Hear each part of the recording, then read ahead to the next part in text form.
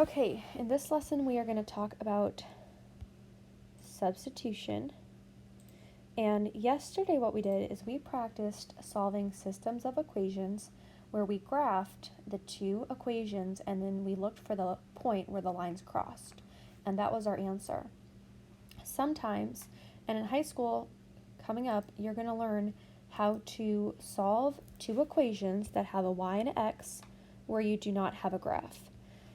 And there are two different methods that we can use. And the method that I'm going to teach you today is substitution. So substitution means you replace something with something else.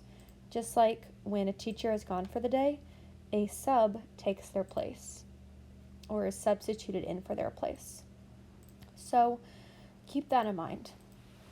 So what we're going to do for number one is take a look at what we've been given. I have one line that is y equals negative 3x and another line that is 5x plus 8y equals 0. Now, both of these are not easily graphed because they don't start with y equals. So whenever this happens and we don't have a graph to use, I am going to look for the line that has y by itself on the left-hand side of the equal sign. So that's going to be my first line. Now I'm told that y equals negative 3x. So I'm going to replace or substitute negative 3x in for my y in my second equation. So again, y equals negative 3x. So I'm taking that negative 3x and substituting that in for my y in my second equation. So now I'm going to write down my second equation and sub in my negative 3x for y. So I have 5x plus 8 times y, which remember y is negative 3x, equals 0. Now the reason that I want to substitute negative 3x for y is because when I have the same variable in one equation, I can solve for that variable. So I've got 5x plus 8 times negative 3 is negative 24x, and that equals 0. I'm going to combine my like terms, so I get negative 19x equals 0. My last step is to divide each side by negative 19. This cancels, and 0 divided by any number is just 0. So my x part of this point is 0, where my lines would cross. Now I still don't know what y is, but remember that I'm told y equals negative 3x. So I'm going to plug in my 0 for x to solve for y. So y equals negative 3 times 0. Negative 3 times 0 is 0. So that's my answer for y. So my final answer is that when x is 0, y is 0. So if I were to graph these two lines, they would cross at 0, 0. Okay, let's try another one. Okay, so for this next problem, I'm going to again use substitution to solve for my x and y and my point where my lines would cross. So I'm always going to substitute in the number that has a variable by itself on the left side of the equal sign. So here on the left side of the equal sign, I have y by itself, and I'm told that y equals 2. So y equals 2. So in my second equation, I'm going to plug in 2 for y and then solve. So I'm going to rewrite my second equation out, plugging in 2 for y.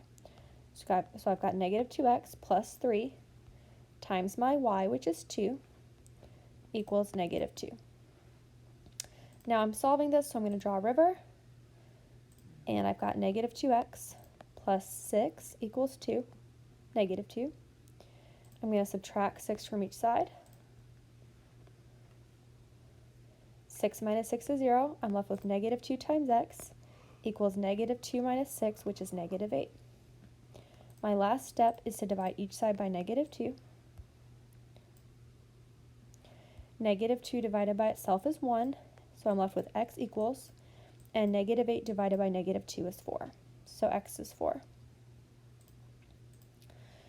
So when I write my point out where my lines would cross, if I could graph this, I have the point 4, so that's my x, and then my y, they already told me was 2, so I don't have to solve for that.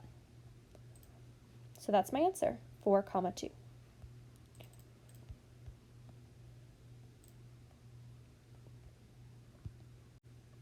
The last example I want to do with you today is a problem that requires substitution, but that is a little more involved.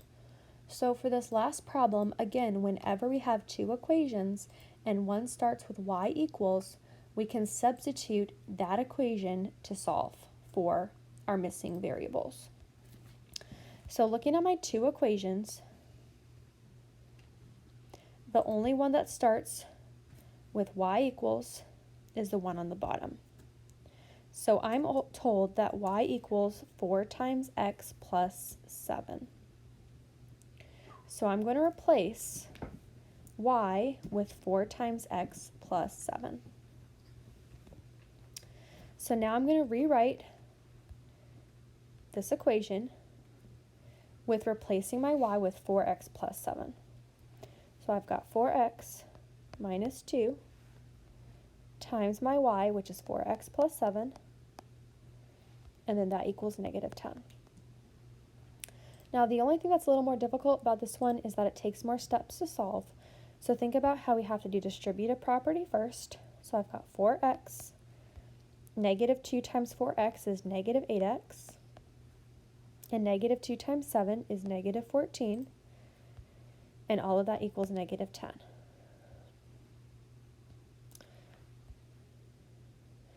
Now on the left side, I can combine my like terms of 4x and negative 8x.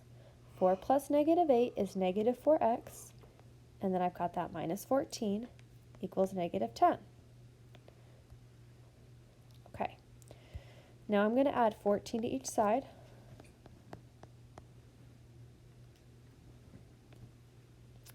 And I'm going to rewrite my problem. Negative 10 plus 14 is 4. And my last step is to divide by negative 4. Anything divided by itself is 1, so I'm left with 1x. And then 4 divided by negative 4 is negative 1. So my x equals negative 1. So again, I substituted into my first equation 4x plus 7 for my y. Now I have x equals negative 1, but I need to have the last part of that point where my lines would cross, which is the y part. So I'm going to use the equation I substituted in. I'm told y is 4 times x plus 7. So I'm going to use that to figure out what my y is. So y is 4 times x plus 7. And I'm going to substitute my negative 1 in for my x.